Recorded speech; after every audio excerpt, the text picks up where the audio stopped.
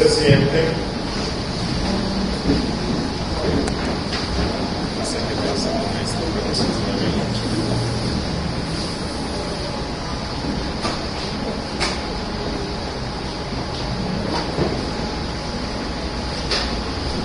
Y luego estemos por favor en Hebreos capítulo 13. Hebreos capítulo 13, ya nos encontramos en la última parte. Vamos a estar en los versos 18 y 19. Hebreos capítulo 13, versos 18 al verso 19. Dice la palabra de nuestro Dios: orad por nosotros, pues confiamos en que tenemos buena conciencia, deseando conducirnos bien en todo. Y más os ruego que lo hagáis así, para que yo os sea restituido más pronto. Encomendemos nuevamente al Señor. Padre de la gloria, Dios de toda bondad, continuamos hoy delante de tu presencia, tu gloriosa presencia en medio nuestro. Hemos invocado el nombre de Cristo en quien hemos puesto nuestra fe y confianza, y por tal razón tenemos la certeza que Cristo está en medio nuestro, por medio del Espíritu Santo. Oh, gracias Dios, porque te haces presente en medio de tu iglesia, porque donde está tu palabra, allí está tu Espíritu. Gracias Espíritu de Dios, porque tú habitas en medio de tu iglesia, que es tu templo. Dios, gracias porque tú habitas en medio de tu iglesia, porque ella es tu casa. Cristo, gracias porque tú habitas en medio de tu iglesia, porque tú eres su cabeza. Gracias, bendita Trinidad, por estar presente hoy en medio de nosotros. Y queremos honrarte, atendiendo a la voz de tu palabra, que es la voz del Espíritu. Háblanos hoy, te lo suplicamos, y enséñanos. En el nombre de Jesús. Amén. Bueno, hoy vamos a meditar en los versos 18 y 19. Nos encontramos viendo el tema de los gobernantes cristianos, y hoy en los versos 18 y 19 vamos a estar viendo el deber de los miembros para con los gobernantes, que se impone aquí en los versos 18 al 19. Hay otros deberes, pero quiero que nos enfoquemos en el deber que se impone aquí en el verso 18 y 19. Y lo que vamos a hacer hoy es muy simple. Vamos a estar viendo en primera instancia el deber que se impone aquí a los miembros, que es ¿cuál? Orar por los ministros. Luego vamos a estar viendo la justificación que el autor de esta carta da para imponer este deber, que es la buena conciencia de los ministros. Y tercero, vamos a estar viendo el objetivo del deber que impone aquí el autor de la carta, que es ser restituidos. Así que es algo muy simple. Como ya hemos dicho en el estudio pasado, estos versos 18 y 19 están conectados con el verso 17, que dice: obedeced a vuestros pastores o gobernantes y sujetaos a ellos, porque ellos velan por vuestras almas como quienes han de dar cuenta, para que lo hagan con alegría y no quejándose, porque esto no es provechoso. Así que el verso 18 y 19, el deber que se impone aquí está conectado con nuestra obediencia a los líderes eclesiásticos. Aquí hay una obligación adicional que el autor de la carta da, una obligación de los miembros para con aquellos que están ministrándoles para sus necesidades espirituales. Y el deber que se impone aquí es llevarlos constantemente ante el trono de la gracia. Llevarlos constantemente ante el trono de la gracia. Y realmente una obediencia a esta exhortación, si lo hacemos de una forma constante, si obedecemos esto que nos mandan aquí, el Espíritu Santo nos librará de un pecado o de un mal muy generalizado en medio de la cristiandad. Es decir, aquellos que frecuentemente presentan a sus pastores o predicadores ante el trono de la gracia estarán menos propensos a criticarlos. La crítica, un espíritu crítico, aquel espíritu que se especializa en buscar las fallas de sus líderes, ese espíritu ahogará la intercesión. La crítica, el chisme, la murmuración ahoga la intercesión, pero un espíritu de oración por el resto frenará las quejas, los chismes y las críticas. Así que enfoquémonos en el primer aspecto de nuestro texto, el deber aquí impuesto, que es orar por los ministros. Dice el autor, orad por nosotros. Lo que el autor de la carta, quien también es un pastor, nos está mostrando es que los siervos de Cristo, los pastores, los predicadores, siempre tienen una necesidad real y urgente de las oraciones de la iglesia. Todo pastor necesita que la iglesia esté orando constantemente por él. ¿Por qué? Porque los pastores no somos más que hombres ignorantes y débiles.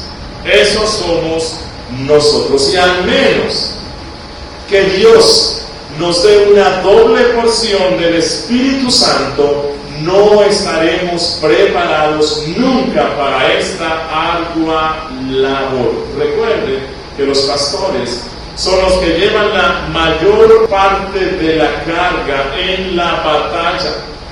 Los pastores son los que siempre están siendo objeto especiales de los ataques del diablo.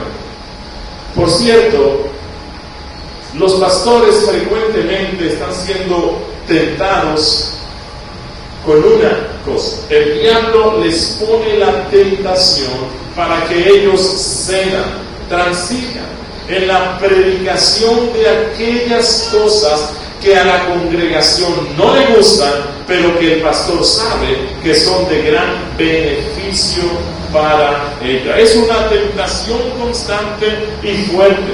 ¿Por qué?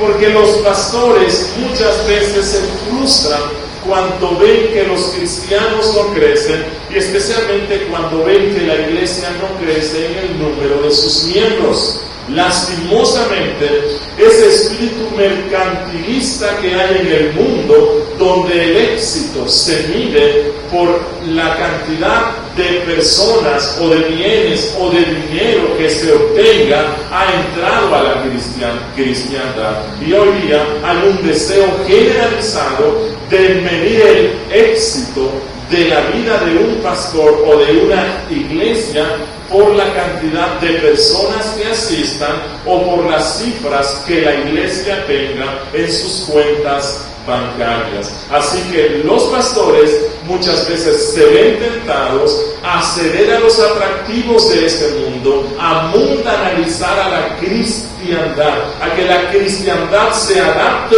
al espíritu mundano para que los incrédulos vengan a la iglesia y participen de las actividades de la iglesia y canten en el culto pensando que son salvos cuando realmente son incrédulos que se creen salvos. Así que es nuestra responsabilidad como cristianos orar constantemente por nuestros pastores. para que Dios constantemente les esté dando la fuerza desde el trono de la gracia, para que diariamente el Espíritu Santo les dé un suministro de su gracia, un suministro del Espíritu Santo, para que sean librados de toda clase de tentaciones, para que se mantengan firmes, fieles y devotos. Miren, es importante notar que esta petición, orar por nosotros, fue hecha por el autor de la carta, quien, si no era un apóstol, era alguien muy cercano al círculo apostólico. Y si un ministro de la talla del que escribe esta carta necesitaba la oración intercesora de los miembros de la iglesia, imagínense cuánto más necesidad de la oración de los miembros de la iglesia necesitamos los ministros de este tiempo.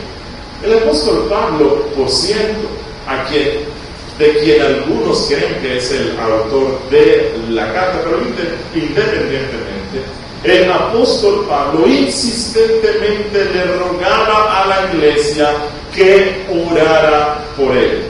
En Romanos capítulo 15, versículo 30, el apóstol Pablo dice: pero os ruego, hermanos,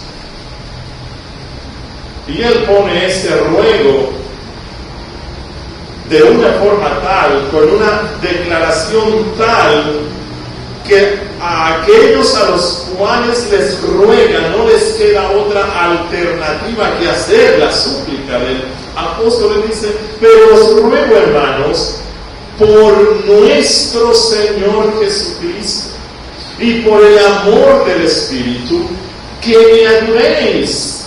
¿Cómo? Orando por mí a Dios. Y esa es la necesidad de todos los verdaderos pastores.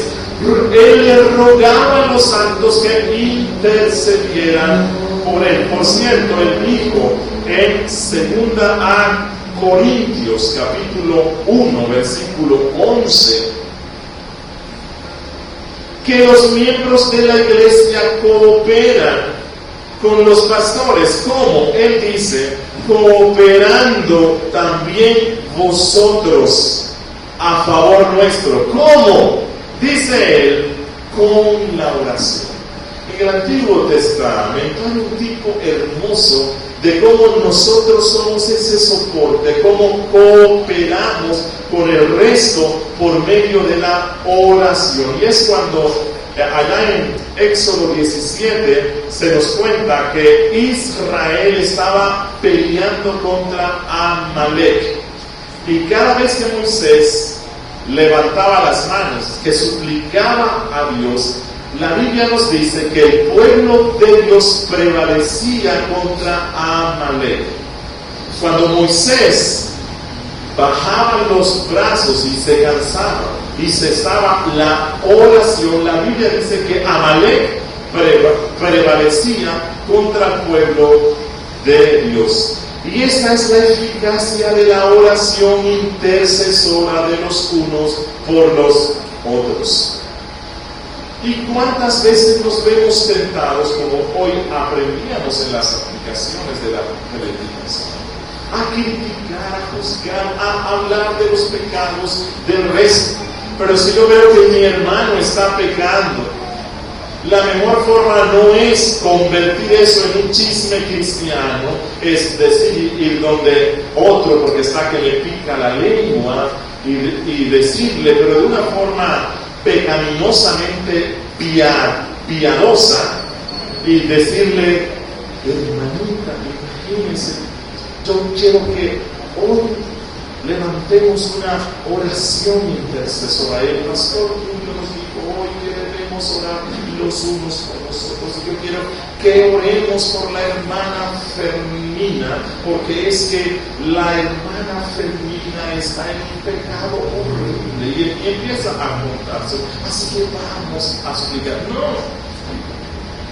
Orar los unos por los otros. Si usted ve que la hermana Fermina está en un pecado grave, ore por ella. Usted solo.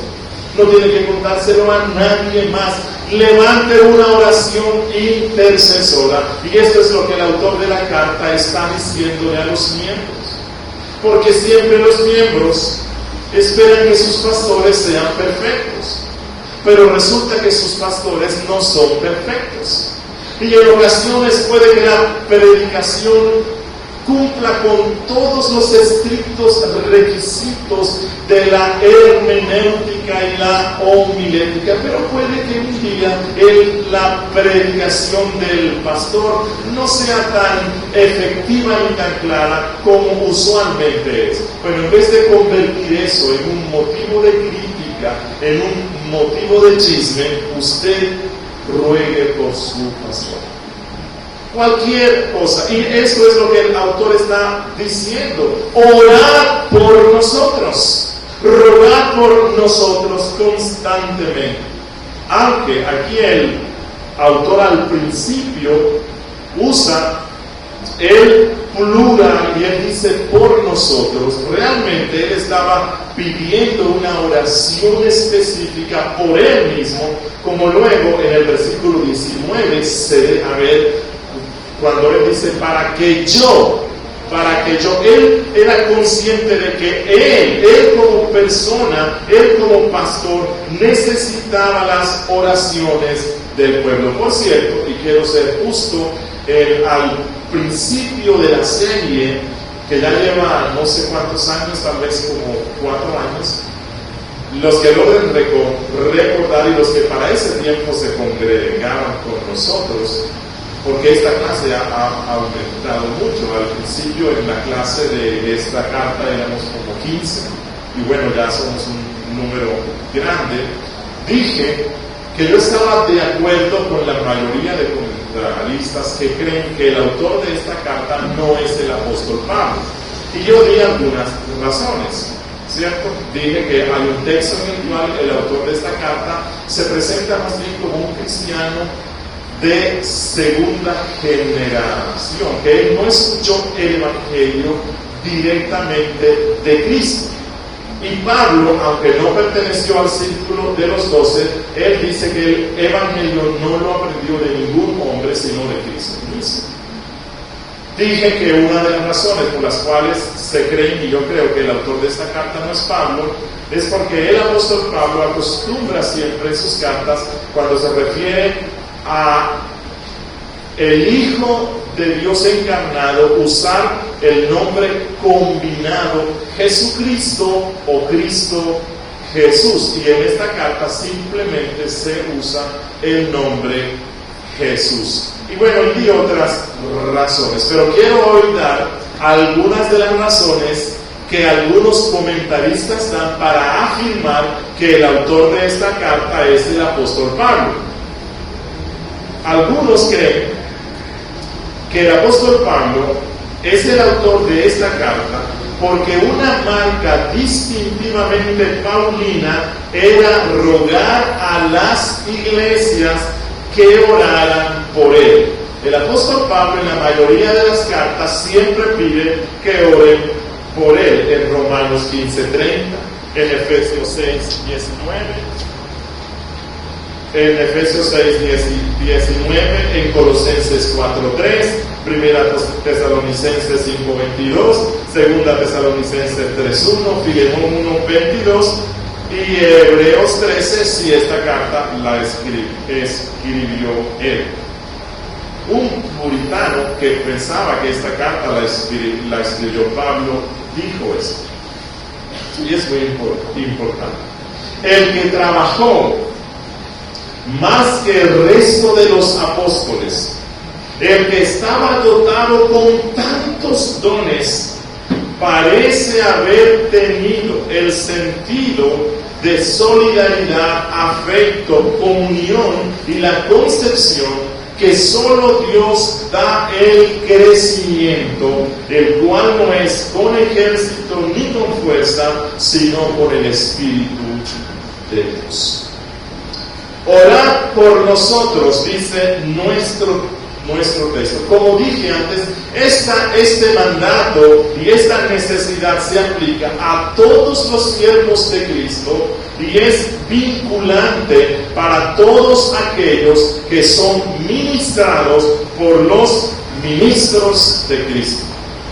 Por la gracia de nuestro Dios, a través de los ministros, nosotros recibimos el mayor bien, el bien de nuestras almas. Es tanto así que en la Biblia a los ministros se les llaman nuestros padres espirituales. Por ejemplo, en 1 Corintios 4:15, de ese texto es de donde el catolicismo saca su convicción de que a sus ministros se les llame padres. Pero Cristo también antes dijo que no se llame Padre vuestro a nadie aquí, sino solamente a Dios. Así que hay que hacer siempre esta analogía de la fe. Pero en un sentido, los ministros son nuestros padres espirituales. El apóstol Pablo les llama nuestras niñeras o nodrizas espirituales en Tesalonicenses 2:7.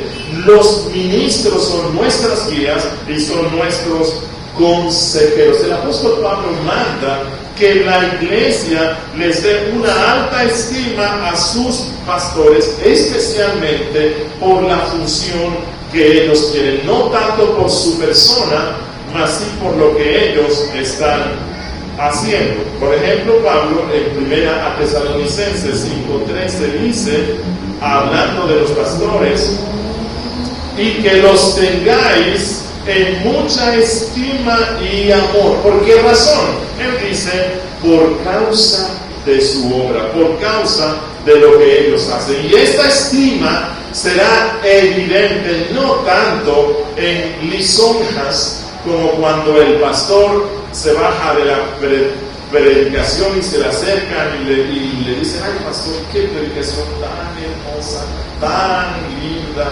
qué palabras tan hermosas la que se dijo. No, este amor y esta estima será evidente en primera instancia porque los miembros los presentan constantemente ante el trono de la gracia. Porque constantemente están suplicando ante Dios por sus pastores. Esta es la mejor recompensa que un pastor desea obtener. Las oraciones y las súplicas y presentarlos constantemente ante Dios. Dice el autor, orad por nosotros. El autor estaba convencido de que todas las bendiciones que un pastor necesita y que todas las bendiciones que se pueden obtener de Dios se reciben por medio de la oración. Que la oración es el medio para recibir las bendiciones que Dios nos quiere dar. Un puritano dijo, si la obediencia de los miembros de la iglesia a sus autoridades espirituales es el mejor medio para su edificación y es la principal causa para el orden y la paz en todo el cuerpo, sin duda entonces la oración por sus pastores y líderes es el canal designado para su obtención. Así que, una vez más, mediante el ruego por las oraciones de los miembros, el autor da a entender que esas personas de la iglesia a la cual les escribe eran justas y que las oraciones de los justos pueden mucho. Es un voto de confianza que el pastor da a la iglesia cuando le dice, oren por mí. Lo que el pastor está diciéndoles es, ustedes son justos y yo sé que sus oraciones pueden mucho. Cuando el autor le dice, rueguen por mí, oren por mí, el pastor les estaba diciendo, yo tengo la confianza que el amor que ustedes tienen por mí es muy grande. Yo tengo la confianza que ustedes tienen un corazón tierno y fiel que busca mi bien. Yo sé que ustedes tienen un afecto muy grande hacia mí. Y recuerden que una de las manifestaciones más claras del verdadero amor de los unos para con los otros es la oración, la intercesión. Pero luego el autor nos da la justificación para él mandar, para él imponer esta responsabilidad sobre los miembros, y este será nuestro segundo punto, la justificación que él da para el deber impuesto. El autor de la carta sustenta su ruego, sustenta su súplica por las oraciones de la iglesia por medio de una sorprendente razón. Él dice: pues confiamos en que tenemos buena conciencia, deseando conducirnos bien en todo. Ya hemos visto en la clase pasada, y quise hacerlo antes de exponer este texto, vimos qué es la conciencia, qué es a lo que la Biblia llama la conciencia, cuál es la función que la conciencia tiene en el ser humano. Vimos que todos los seres humanos tienen una conciencia.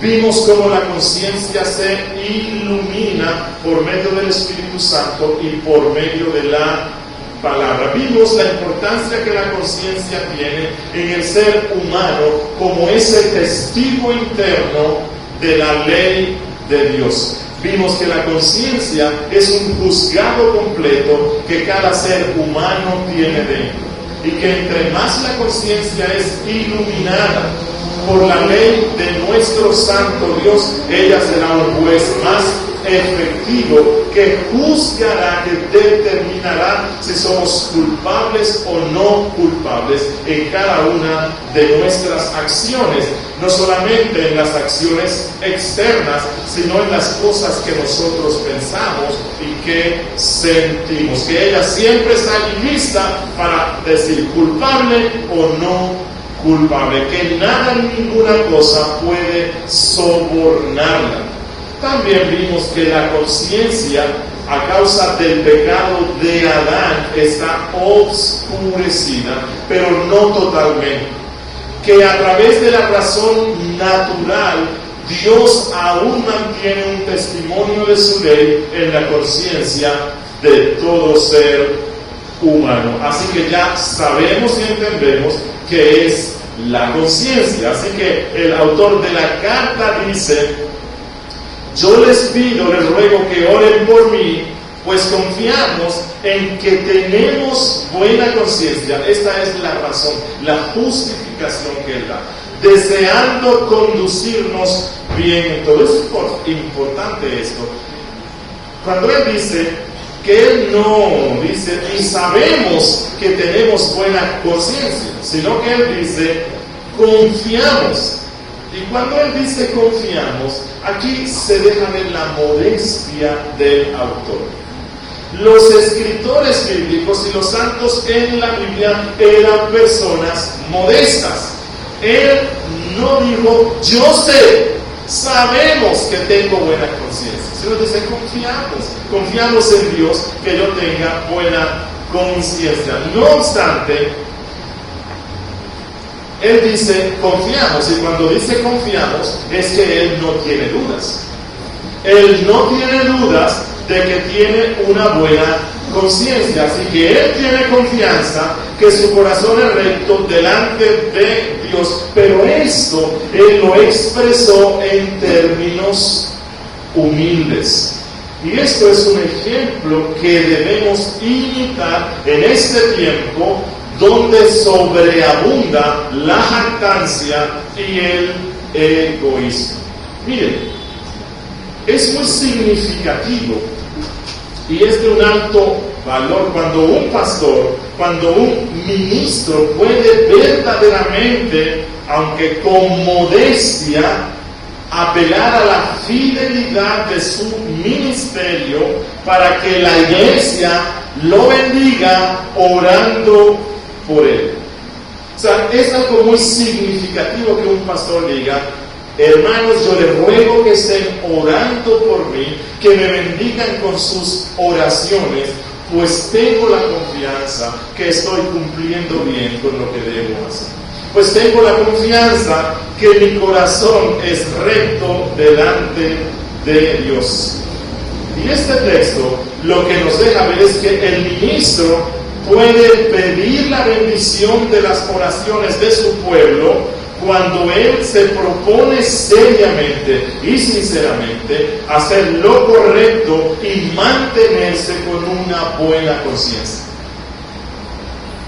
Bueno, posiblemente aquí el autor tiene que decir: oren por mí, pues confiamos en que tenemos buena conciencia, porque a lo mejor el autor de esta carta, así como el apóstol Pablo, y si no era Pablo, a lo mejor era alguien muy cercano a Pablo, también había sufrido lo mismo que Pablo.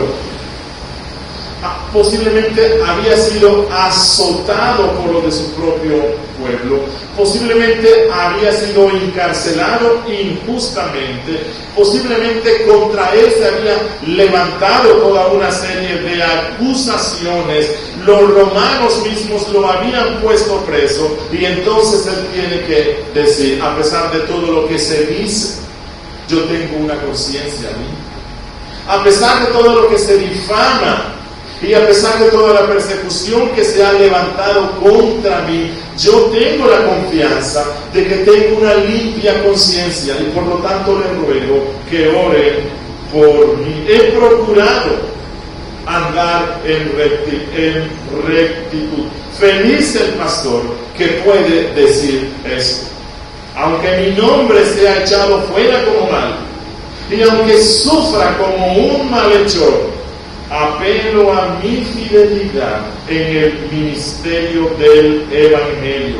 Yo no ando con astucia, ni uso la palabra de Dios con engaño, ni hago mercadería con el Evangelio. He procurado genuinamente actuar con honor en todas las circunstancias. Feliz el que pueda decir esto.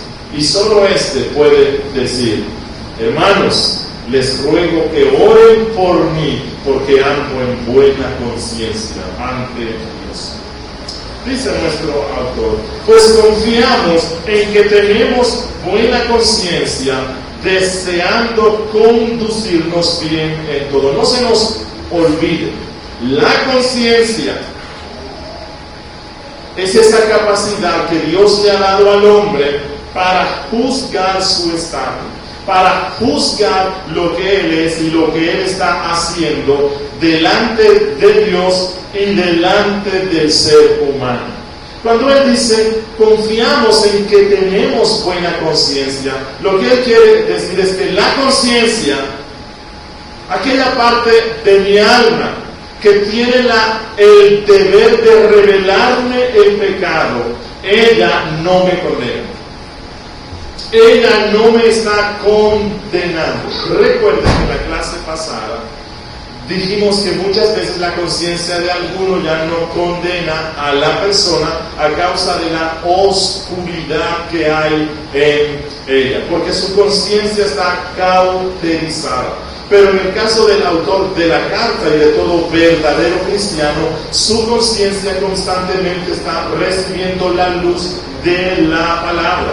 La luz de la razón natural y la luz de la palabra aplicada por el Espíritu Santo están dando más luz. Y entre más luz haya, es como cuando un juez tiene más conocimiento de las leyes y le presentan un caso difícil.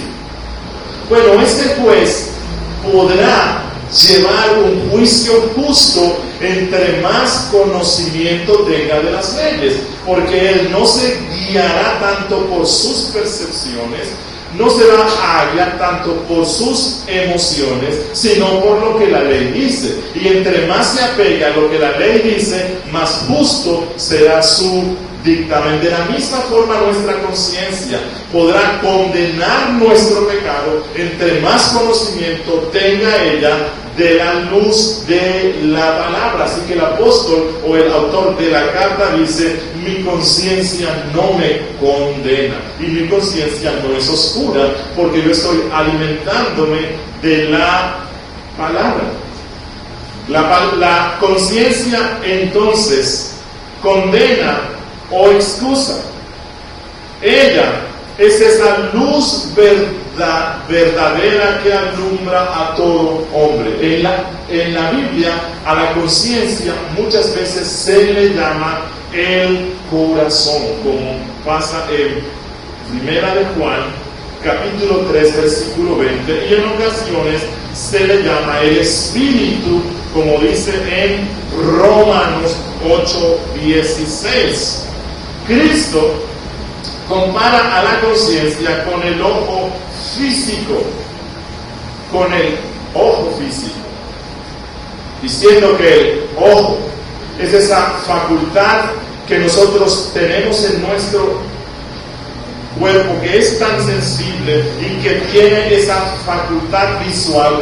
De la misma forma, la conciencia es esa parte de nuestra alma que es sensible a su ley, que es sensible al pecado y que a la misma vez es luz.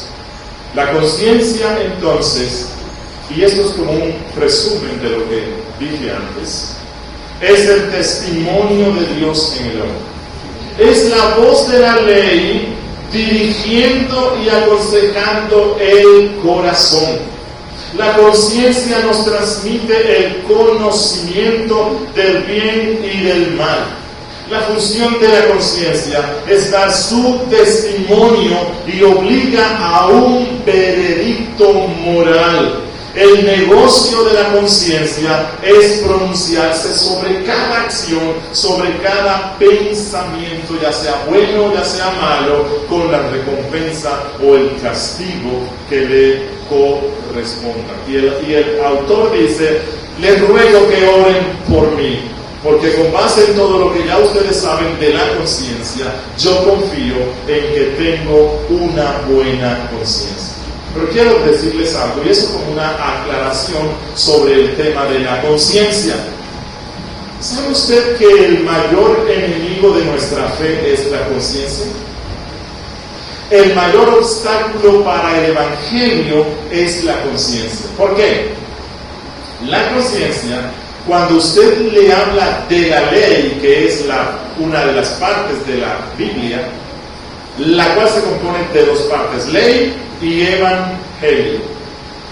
La conciencia está diseñada para escuchar con atención la ley. Y cuando usted le habla de la ley, ella está despierta y escucha. Pero cuando usted le habla del evangelio, ella responde de la misma forma que los judíos le respondieron a Cristo, y fue la ley de la conciencia la que les llevó a responder así. Nosotros sabemos que Dios le ha hablado a Moisés, pero de este Jesús no sabemos nada. Bueno, eso es lo que la conciencia dice. Atiende con mucha atención a la ley, pero no le gusta el evangelio, porque una de las funciones principales de la conciencia es condenar.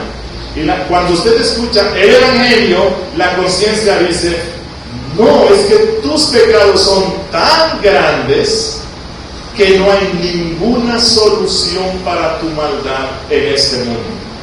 Así que la conciencia nos ayudará en el tema del evangelio únicamente cuando el corazón de la persona es renacido.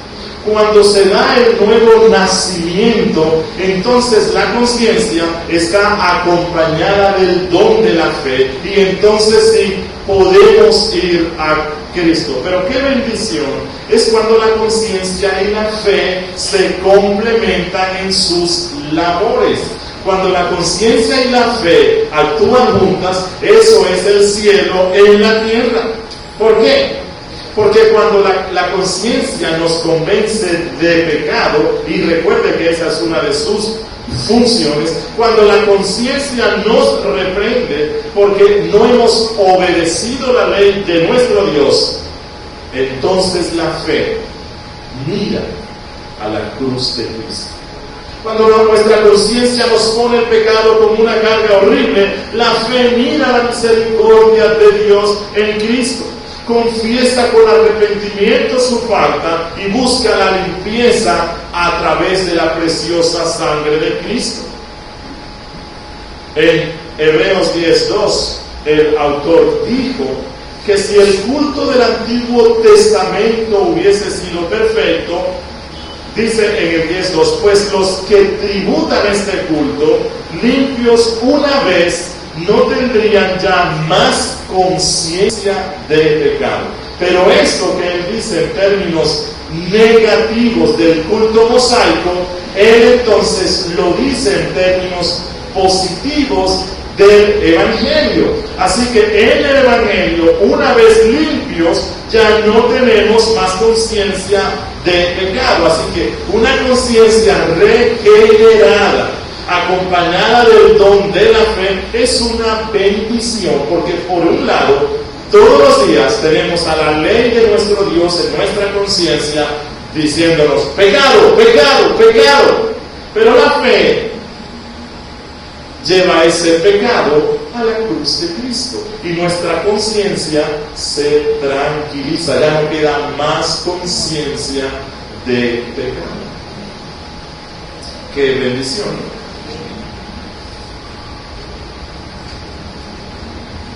Cuando el autor dice, pues confiamos en que tenemos buena conciencia. Oigan, esto no es solamente de los pastores. No solamente los pastores deben mantenerse en una limpia conciencia, sí, ellos más que todos. Pero todo cristiano tiene la responsabilidad de mantenerse en una limpia conciencia. Miren lo que dice Pablo en 1 Timoteo 3:9. Él dice que guarden el misterio de la fe con limpia conciencia. La palabra dice manteniendo la fe y la buena conciencia. Pero ¿cómo nosotros nos mantenemos en una buena conciencia? Ya lo hemos dicho. Nos mantenemos en una buena conciencia cuando constantemente nos sometemos a su juicio, cuando permitimos que la conciencia juzgue nuestros caminos. Entonces ella nos conducirá al arrepentimiento. Bueno, no la conciencia, la fe nos conducirá al arrepentimiento. Recuerden, nuestra conciencia se mantendrá limpia cuando ella se alimenta de la máxima norma que Dios le ha dado. ¿Cuál es la única regla de la conciencia? Ya lo hemos dicho. La única regla de la conciencia es la palabra de Dios. Ninguna otra cosa en este mundo, ni leyes humanas, podrán legalmente obligar a la conciencia. Lo único que obliga legalmente a la conciencia es una sola cosa: la palabra revelada de Dios. Esa es la razón por la cual es infinitamente mejor ofender a todo el mundo que a Dios y a la conciencia.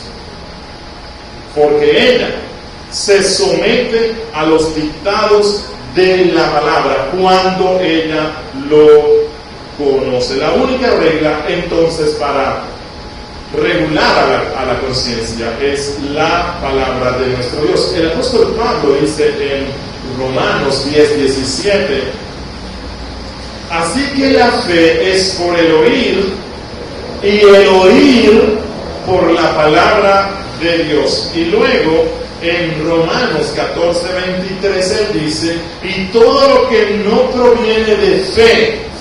Pero ya él dijo que la fe es ¿por qué? Por el oír la palabra. Así que cuando él dice todo lo que no proviene de fe, es decir, todo lo que no es de acuerdo a la palabra, es pecado. Por lo tanto, todo lo que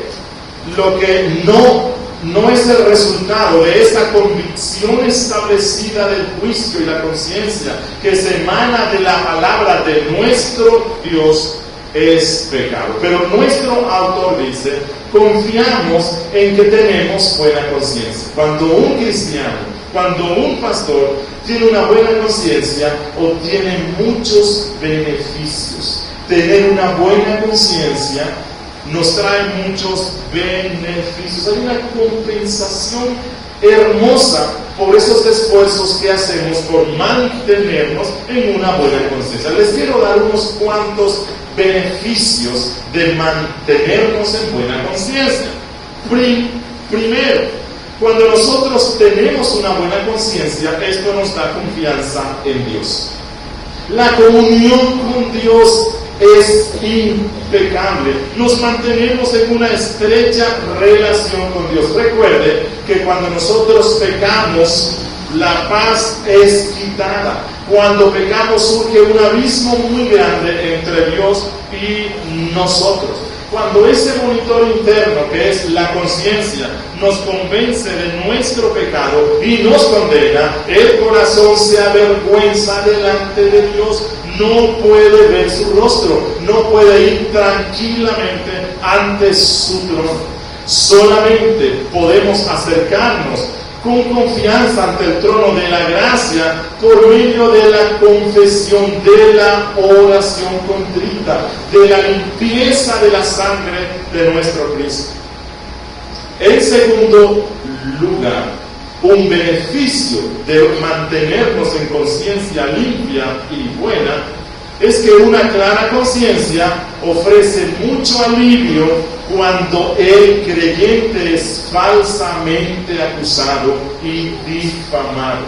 Cuando nosotros somos difamados por alguien y tenemos una buena conciencia, entonces esto nos alivia mucho. Es un consuelo para nuestro corazón cuando nosotros podemos apropiarnos de la bendición de Cristo que Él dio en Mateo 5:11. Bienaventurados sois cuando por mi causa os vituperen y os persigan y digan toda clase de mal contra vosotros. Pero Él aclara, mintiendo. Tu conciencia en el fondo está tranquila porque todo esto es falso. Eso fue lo que pasó con el apóstol Pablo en 2 Corintios, capítulo 1, versículo 12. Dice Pablo, porque nuestra gloria es esta, el testimonio de nuestra conciencia, que con sencillez y sinceridad de Dios, no con sabiduría humana, sino con la gracia de Dios, nos hemos conducido en el mundo y mucho más con vosotros. Otro beneficio de una buena conciencia es que la buena conciencia reivindica a su poseedor de las acusaciones del diablo. Recuerden que uno de los objetivos del gran enemigo de nuestras almas es quitarnos nuestra paz, es quitarnos nuestro gozo. Y nosotros somos impotentes ante los ataques del diablo cuando nuestra conciencia confirma las acusaciones de Satanás. Cuando el diablo viene y nos acusa, es que tú eres esto, y la conciencia dice, sí, tú eres eso y tú eres eso, entonces allí no hay paz. Pero cuando el diablo nos acusa y podemos apelar a nuestra limpia conciencia, eso entonces hace que se descubran las mentiras del diablo y nosotros estemos tranquilos. Realmente el salmista fue, desde nuestra perspectiva humana, muy osado cuando él dijo esto. En el Salmo 7, todo este Salmo, pero el verso 3, 4, 5 y verso 8, él fue muy valiente cuando pudo decir esto. Jehová Dios mío, si yo he hecho esto, si hay en mis manos iniquidad, si he dado mal pago al que estaba en paz conmigo, antes he librado al que sin causa era mi enemigo, entonces persiga el enemigo mi alma y alcáncela, huelle en tierra mi vida y mi honra ponga en el polvo. Selah. Jehová juzgará a los pueblos. Júzgame, oh Jehová, conforme a mi justicia. Cuando dice conforme a mi justicia, él dice, júzgame, porque yo he andado conforme a los dictados de mi conciencia. De acuerdo a la luz que mi conciencia tiene, que proviene de su santa ley, yo he andado conforme a esa luz que mi conciencia tiene. Otro beneficio de mantener una buena conciencia es que tener una buena conciencia es una gran ventaja cuando nosotros vamos a reprender o exhortar a un hermano. Miren, las reprensiones o exhortaciones de un cristiano cuya vida es incompatible con la santidad no tiene peso alguno.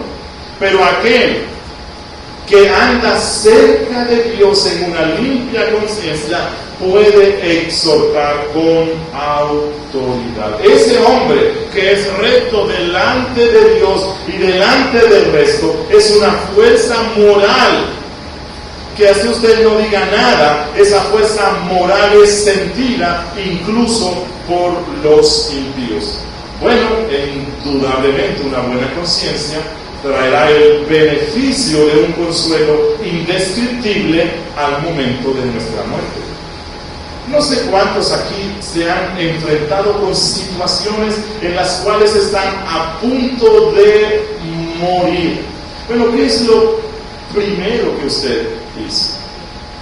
Confesar todos sus pecados y maldades, porque en el fondo hay un temor de que a lo mejor que le venga a dar la bienvenida en la eternidad no sea Cristo, sino otro ser.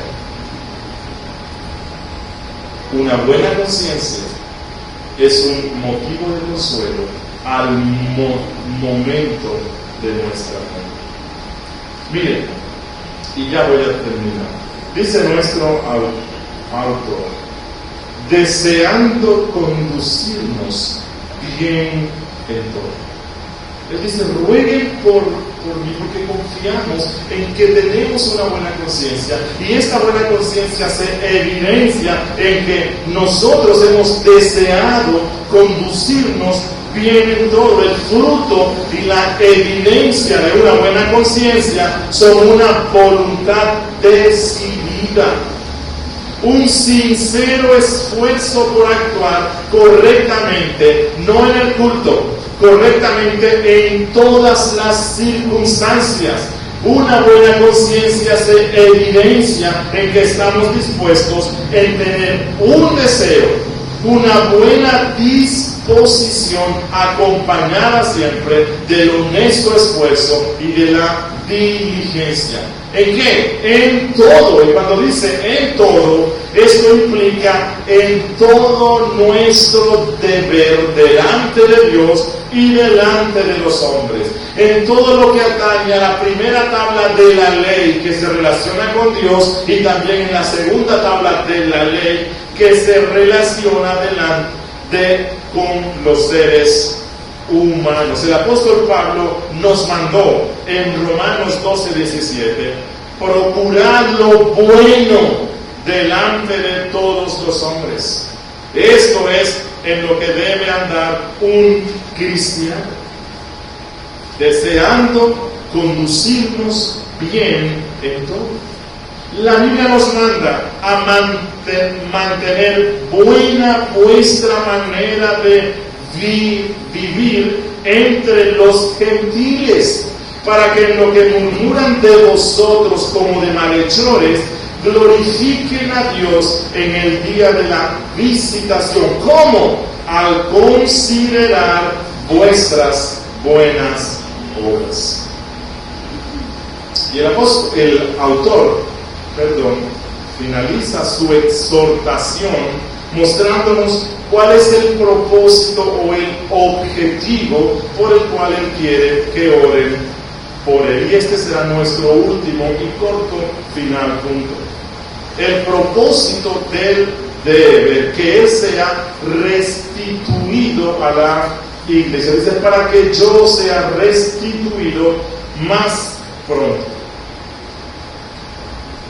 Y de este objetivo se infieren varias cosas importantes, y se las digo de una forma breve. Hay varias cosas que se pueden extraer de aquí. Bueno, una es que posiblemente el autor de esta carta había sido un pastor en esta congregación, y por algunas circunstancias providenciales ya no estaba allí y había algo que estaba impidiendo que se diera esto. Posiblemente el autor de la carta estaba preso, así que él no podía estar con ellos. Pero el mismo ruego lo que nos muestra es que el autor no estaba buscando su propia comodidad. Él no les pide que oren para que Dios les dé plata. Él no les pide ni siquiera que oren para que sea libre de la cárcel, para que pueda disfrutar de su casa, de su esposa, de sus hijos. No. Él no buscaba un fin egoísta, él lo que estaba buscando era el bien de ellos. Él dice, para que yo sea restituido lo más pronto. Él estaba pensando, y un verdadero pastor, cuando ruega que la iglesia esté orando por él, no es porque él esté buscando su gloria, no porque esté buscando su comodidad, sino que más bien lo que él busca es el beneficio de aquellos quienes están orando por él. Y un tercer aspecto que nos deja ver esta súplica es que el autor de la carta, que estaba convencido de la doctrina del decreto de Dios, que estaba convencido de la doctrina de la soberanía de Dios, que Dios controla todos los eventos del ser humano, él estaba convencido que Dios dispone los asuntos de la iglesia de acuerdo a las oraciones que ella hace para su gloria y la consolación de ellos. Y aquí se vuelve a este eterno tema: soberanía de Dios, responsabilidad humana. Dice, para que yo sea restituido más pronto. El apóstol Pablo, el autor de la carta, no profesaba su fe en una doctrina de la predestinación fatalista. Predestinación fatalista es que si yo tengo un hijo inconverso y no pone su fe en Cristo, ya yo no oro por él, porque es que Dios ha determinado que él siempre sea un inconverso. Y si Dios determinó eso, ¿quién soy yo para pretender cambiar las oraciones del soberano Dios? Aunque eso suena muy pío, realmente eso es impío, porque esa es una tergiversación de la doctrina que la Biblia da. El autor de esta carta no era un ciego fatalista, porque miren eso. ¿Había decretado Dios la hora exacta en la cual el autor de la carta saldría de la cárcel? Sí. ¿Había decretado Dios la hora exacta en la cual él sería restituido a la iglesia? Sí. Entonces, ¿cómo pueden las oraciones hacer que esto se cumpla, como él dice aquí, más pronto? Bueno, el autor de esta carta no era fatalista. Él creía en la soberanía de Dios y creía en que las oraciones del justo pueden mucho. No que cambian la voluntad de Dios, pero que es muy posible es que la voluntad de Dios haya determinado que el autor de la carta sea restituido lo más pronto en armonía con las oraciones intercesorias del pueblo. Hermanos y hermanas, cuando el nombre de los pastores o predicadores o de los diáconos está en tu boca y se escucha en tu casa, ¿para qué es? Para interceder, para presentarlos ante el trono de la gracia, o tal vez para otras cosas no tan sanas. Que Dios nos libre de los muchos pecados que se pueden hacer cuando nosotros no somos diligentes en la oración por los demás y en la intercesión. Demos gracias. Padre de la gloria, te alabamos y bendecimos nuevamente por tu palabra, por la claridad que ella tiene, por todos los mandatos que ella tiene, por todos los ruegos que ella tiene. Gracias por las doctrinas que encontramos en la palabra y por estas aplicaciones prácticas que ella tiene. Gracias, bendito Dios, porque alimentas nuestra conciencia con tu ley, pero nuestra fe al conocer cada día más de tu gracia. Oh Señor, te rogamos, te suplicamos que vivamos de acuerdo a lo que hemos aprendido hoy. Permítenos ser una iglesia que constantemente ore por sus pastores. Ayúdame a mí a orar más por mi pastor Sergio. Ayúdalo a él para que también ore más por mí. Ayuda al resto para que estén orando por nosotros y que nuestra iglesia sea una iglesia que vive el Evangelio en toda su plenitud. Y que los pastores somos dados a la iglesia y cada vez permanecemos en ella en respuesta a la oración del pueblo. Oh Señor, también te suplicamos que levantes nuevos pastores, nuevos ancianos, nuevos diáconos, nuevos predicadores en esta tu congregación, en Cristo Jesús. Preguntas. ¿Qué relación hay entre la conciencia y la mente? La conciencia y la mente. Bueno, para eso hay que definir antes qué es mente. Pero al intentar definir mente, creo que vamos a salir de aquí de mentes. Así que no voy a explicar eso. Si usted habla de mente, refiriéndose a esa capacidad racional que las personas tienen para pensar, para hacer inferencias, para interpretar lo que nosotros vemos, escuchamos o sentimos. Bueno, la conciencia y esa facultad racional están juntas. Recuerde que la conciencia, nuestra razón, lo que la Biblia le llama nuestro corazón, nuestro espíritu, todo eso forma parte de una sola cosa, y es de la parte espiritual que el ser humano tiene. Nosotros somos seres racionales, nosotros tenemos esa capacidad de discernir entre el bien y el mal a causa de esa parte espiritual que hay en nosotros. Y ahora, si al referirte a mente te refieres a algún lugar físico de nuestro cuerpo o a un órgano físico, bueno, no hay relación en el sentido de que no es un órgano físico el que alimenta la conciencia, ¿no? Aunque no podemos fraccionar al ser humano y debemos recordar que la Biblia, contrario a la filosofía griega, nos presenta al ser humano como una unidad integrada, ¿no? Nuestro espíritu y nuestro cuerpo. De ahí que la muerte realmente no es algo natural. La muerte es algo contranatural, porque es romper esa unidad que ha establecido Dios entre nuestra parte espiritual y nuestra parte física. De allí que la resurrección será necesaria no solamente para los salvos, sino para los incrédulos, porque cuando Dios salva al hombre completo, no al alma, como muchas veces uno dice. Cuando Dios salva a Julio completo, no al alma de Julio, sino a todo lo que es Julio. Y Julio, para ser Julio, tienen que tener un cuerpo y tienen que tener una parte espiritual unidas. La muerte es algo contranatural, que es el resultado del pecado.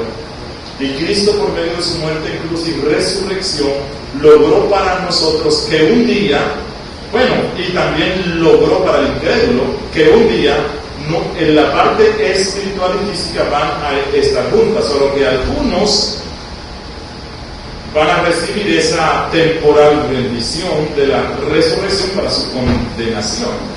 Y los cristianos para nuestra bendición. Así que todas las facultades que el hombre tiene están interconectadas. ¿Cómo podemos diferenciar nuestros pensamientos y la voz de nuestra conciencia?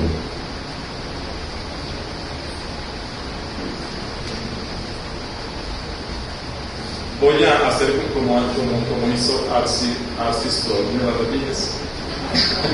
No. Bueno, no es fácil responder, porque creo que aquí estamos como entrando en esas minucias, ¿no? Y como dije antes, siento que el hombre es una unidad, hacer esa clase de separaciones no es fácil. Yo creo que la conciencia es más que el pensamiento. O sea, no es algo como que me pasa por aquí un pensamiento, lo que hiciste está mal. O sea, creo que eso es algo más profundo y creo que la conciencia es algo que la Biblia llama corazón, porque es una convicción interna que ni siquiera necesitas pensarlo. O sea, es esa convicción interna que a lo mejor se manifiesta físicamente en ese no sé qué, no sé dónde. ¿Sí les ha pasado eso? Esa desazón, esa inquietud, esa angustia que tú no sabes qué es ni por qué es, pero es la conciencia indicándote que algo está mal, que tú hiciste algo mal. Así que, aunque creo que es posible que la conciencia se exprese en ocasiones, en nuestro pensamiento implica más que nuestro pensamiento. Y nuestros pensamientos nos pueden engañar, nuestra conciencia. Algunos psicólogos dicen que la conciencia es el espíritu del hombre. ¿Eso es verdad o no es verdad? Algunos psicólogos.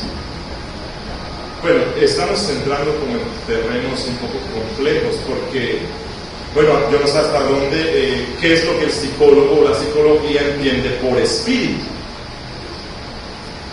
Como lo he dicho aquí muchas veces, no recordaré, yo me matriculé hace como unos 20 años o más para estudiar psicología, y no se me olvidará la primera y única clase a la que gasté platita. La profesora dijo: si ustedes quieren ser buenos psicólogos, deben sacar de su vocabulario 2 palabras: bueno y malo. Bueno, eso es lo que la conciencia hace. Lo que la conciencia hace es decirnos bueno o malo. Hay una contradicción entre los principios bíblicos y lo que buena parte de la psicología dice hoy. Pero no sé qué es algo que la psicología llama espíritu, entonces no puedo responder, pero sí puedo decir que bíblicamente muchas veces en la Biblia la palabra, cuando habla del espíritu del hombre, se refiere a la conciencia. ¿Quién convence de pecado, la conciencia o el espíritu? El Espíritu Santo.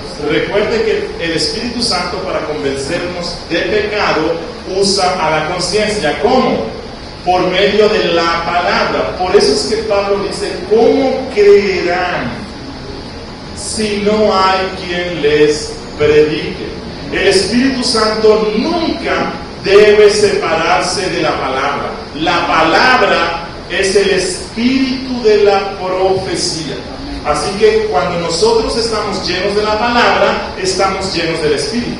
Pretender estar llenos del Espíritu aparte de la palabra es mera fantasía, es mera superstición. Entre más llenos estamos de la palabra, más llenos estamos del Espíritu, más controlados estamos por el Espíritu.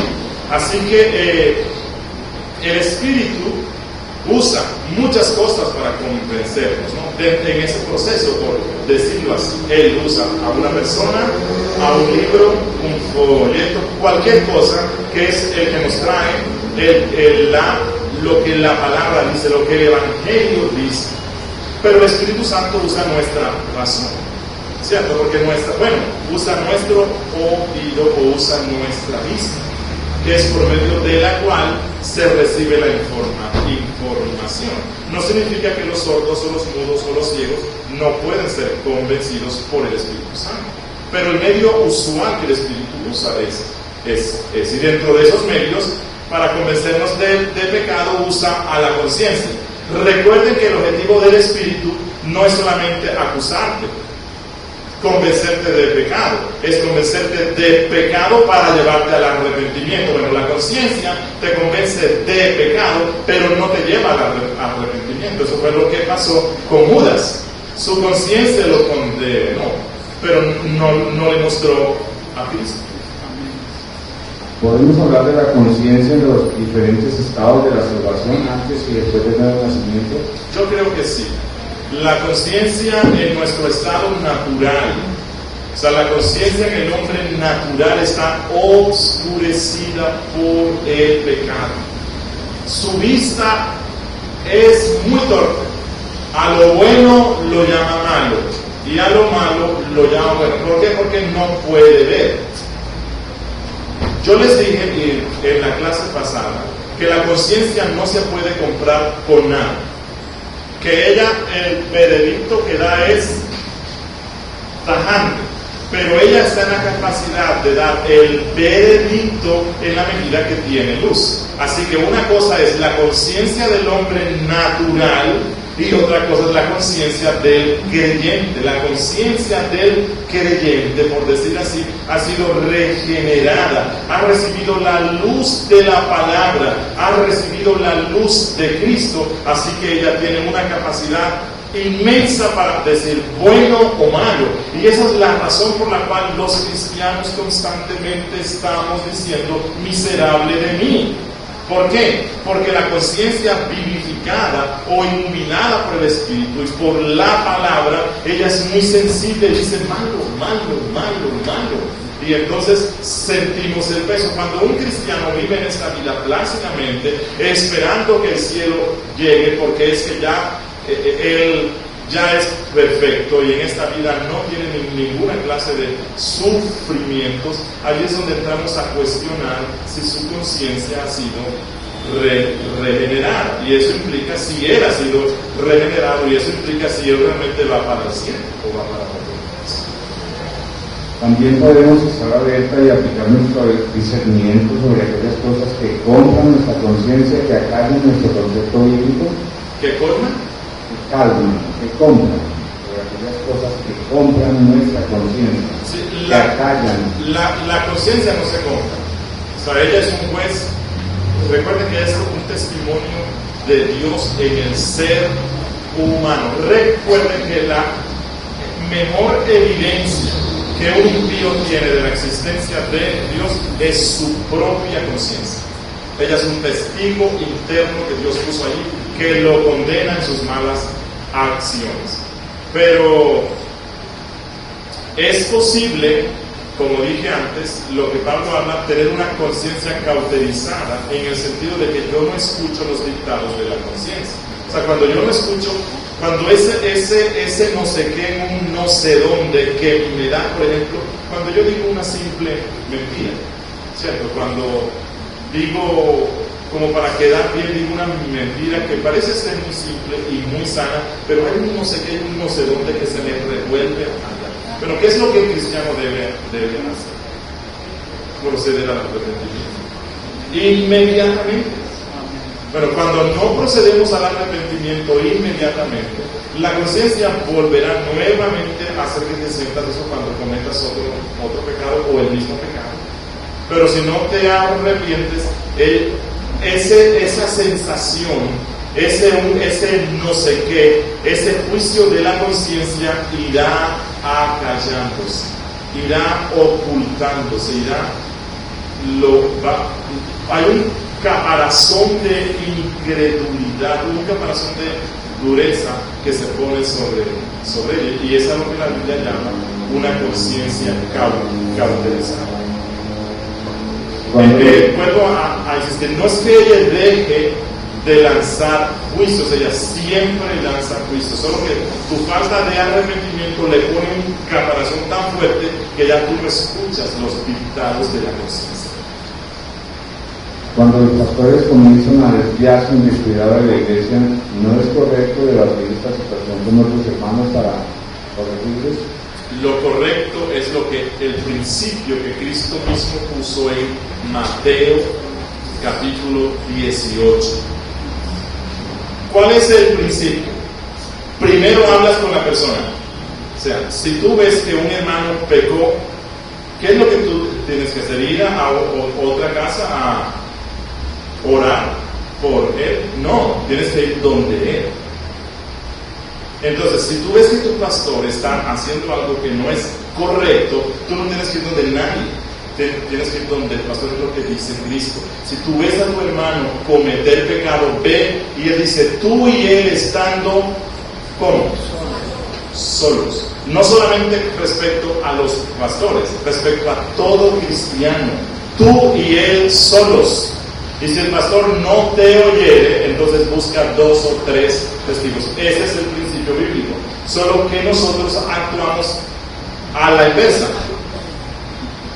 A la inversa es que el último punto que dice Cristo es, bueno, si no te oyere a ti a 2 o 3 testigos, entonces ve y dilo a la iglesia. Y lo que uno hace es que empieza por el último punto y estamos violando la santa ley de nuestro Dios. Pero no significa que si ustedes ven pecados en los pastores o fallas en los pastores o cosas que ustedes creen que los pastores hacen que no está bien, no significa que usted no pueda ir donde los pastores. Usted puede ir, y más a los pastores de esta congregación, porque les hemos dado la confianza para que lo puedan hacer, porque no nos consideramos ninguna gran cosa, somos siervos inútiles en las manos de Cristo, llenos de fallas. Así que pueden acercarse con confianza y, como la Biblia dice, con respeto. Relacionado con esta, dice que cuando un grupo de hermanos difama a sus pastores, ¿qué consecuencias puede traer esto sobre la congregación en general? Bueno, el apóstol Pablo dice que eso le abre las puertas al diablo.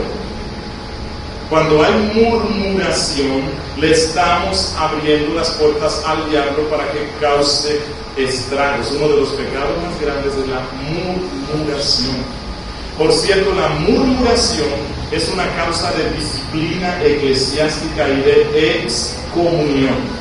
Y cuando un miembro, a causa de sus comentarios, causa división, la Biblia dice que el tal debe ser expulsado. Dice, no se junten con el hombre que causa divisiones, ya sea en la doctrina o en otras cosas. Así que hay que ser muy cuidadosos en lo que nosotros hacemos, porque si ocasionamos que algunas personas se dividan del cuerpo local, que es que le costó la sangre a Cristo, el tal debe ser excomulgado. Y eso es el punto más alto y más horrible de la disciplina eclesiástica. Si tomamos en serio lo que la Biblia dice sobre la murmuración, cerraríamos más nuestros labios. Y no me refiero solamente a la murmuración contra los pastores, la murmuración entre nosotros y contra nosotros mismos. ¿Ok? Vamos a descansar y nos vemos aquí en el